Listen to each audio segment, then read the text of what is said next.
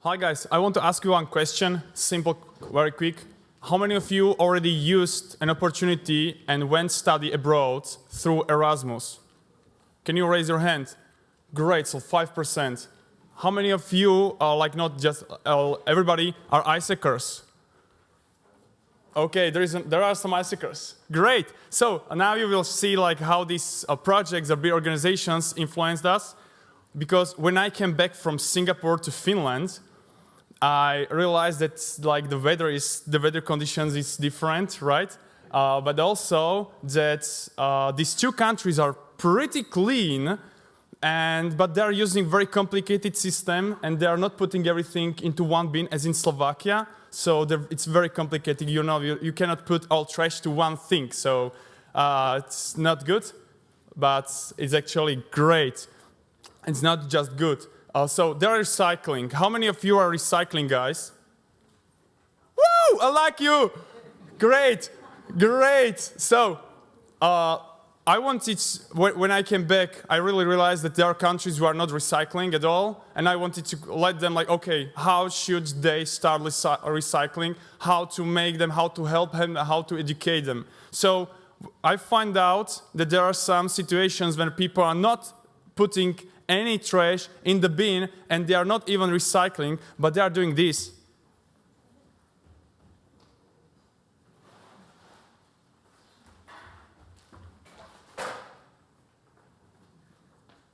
So there are illegal dumping things in the nature. And one of these dumps I found when I was in Jyväskylä in Finland.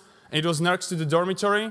And I was just wondering, like, if Finns would know about this, they would immediately clean it. But how to tell them? So this is the worst scenario you can do with the waste. So how to report it? You can make some envelopes, send it to everybody, like to some local institutions, but I didn't know to whom. So I was just thinking, why not to use, in 2009, the coming smartphones, which can take pictures, which knows your locations, and in a very beautifully way, they can interact with you.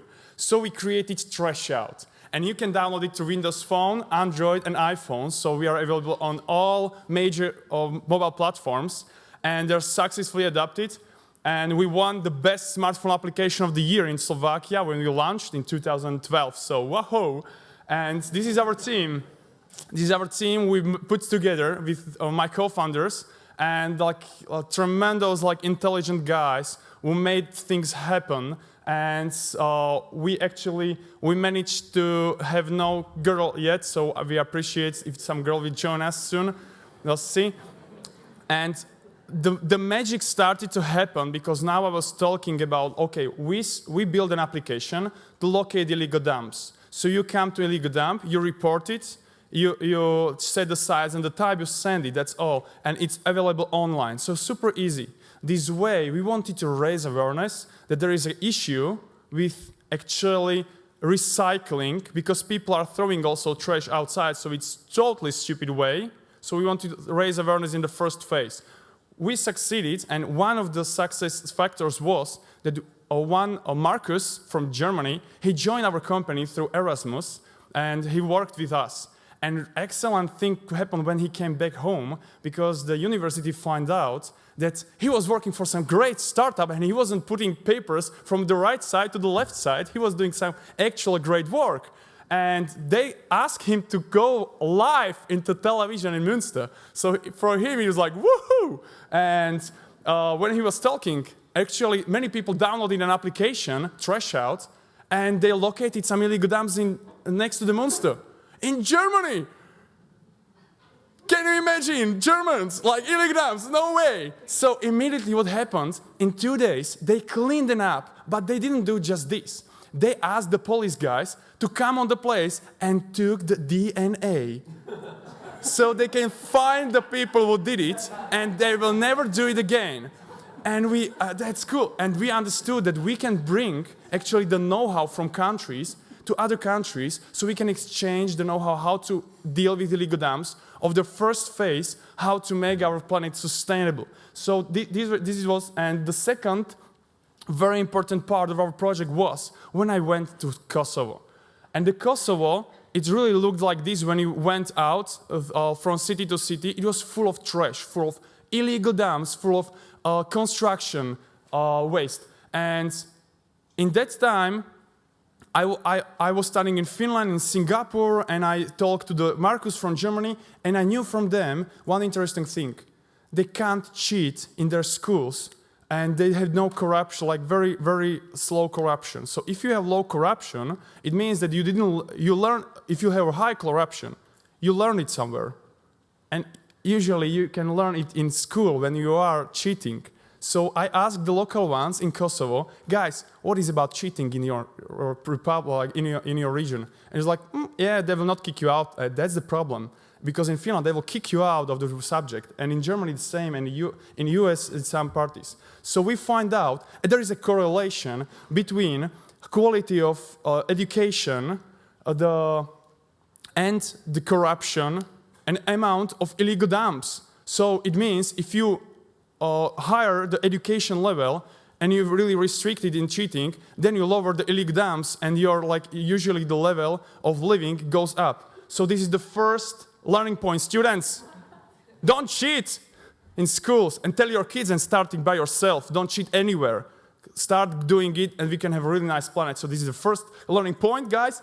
And the second is, since March 2012, we are like 80,000 people already downloaded the Trashout app, and in our database there's already 18,000 illegal dumps in 70 countries, guys. So we were focusing on Europe, but we went beyond Europe, and there was one partner who helped us a lot, and it's the name of the company. Two guys on the edge is Microsoft. And they promoted us in an app of the day all around the world. And since November last year till now, so thanks to also them, we got to several parts. And one of the countries who are actually right now learning how to recycle and how to locate illegal dumps is the new, these regions, Jordan, Iraq, and Saudi Arabia. And imagine they are putting together people, they locate illegal dumps, then they put together people, and they clean everything. So in the end, you get engagement of people, you change their lives because they know how to, that they can do together, and they're starting to think recycling. So in the end, we want to make the new Trashout, and we want to put new version and to teach people how to recycle, where is the nearest recycle point, to notify them about nearest cleanups, and encourage them to monitor illegal dumps, because this is very important. So, for example, we want to tell them how to recycle the razor. If you understand how it's recycled, you will throw it in the right bin. So, how do we money? We monetize it from waste collectors. 10% of the money they took by cleaning illegal dumps, we want, because they are doing it extra. And from electronic recycling companies, they want to know, to show people how to recycle electronic because they are collecting it. And also philanthropies. So, if you know some philanthropists, tell them about Trashout. We need 25,000 euros now to boost our project and download the application, monitoring illegal dumps, and introduce us to waste collectors. So you can make it happen. And we can be, as a Europe, one of the leading examples how to be a really resource, not independent, and make it sustainable. So the whole planet can be sustainable. Thank you very much. Thank you, Josef.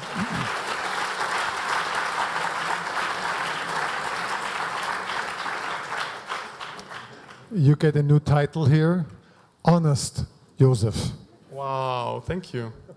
Wow. Questions for Honest Josef. There is one here and then one over there. Yeah, great presentation. First of all, I have a question. I think that's a debate right now in Germany about recycling. If you would actually look at some recycling trucks, what they do is that so the consumers, you all nicely put it into boxes, and they take all the boxes and they all dump them together into one big can.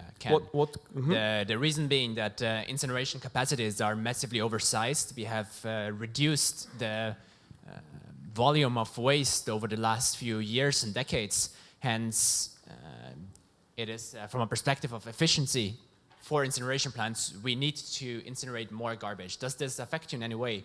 Because this puts a shadow on recycling, on the practice of recycling. Thank you.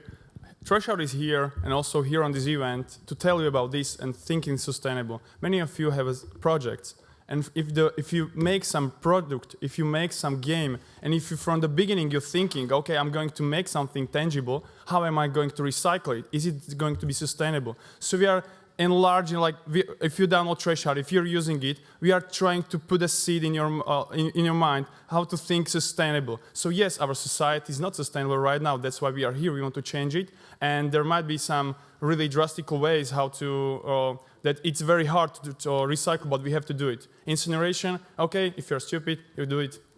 There is actually, if you recycle more, there's going to be like hundreds of thousands of new jobs for people, so it's also great for economy. So in the end, we can win. Next question. So first, cool with the internship. I'm former ES the guy, so. But really, did you have found you any way to approach governments? There are these open government movements and things like that. Have you thought about cooperating with them, or did you experience any problems with that? We are partnering with any kind of project with into sustainable living and planet. So we are in 70 countries, so we cannot talk to each parliament by ourselves, and our users does. So we have evangelists in each country. They are telling us, we love your project, we want to, how we can do it. We send the materials, they're talking to local governments. As you saw here, like Iraq, for example, and Jordan, they are like with military also together, and they're together. So people actually does it. We are the platform. Thank you. Great answer. Anybody else having one last question? If not, let's say thank you very much, Honest Joseph. Thank you very much.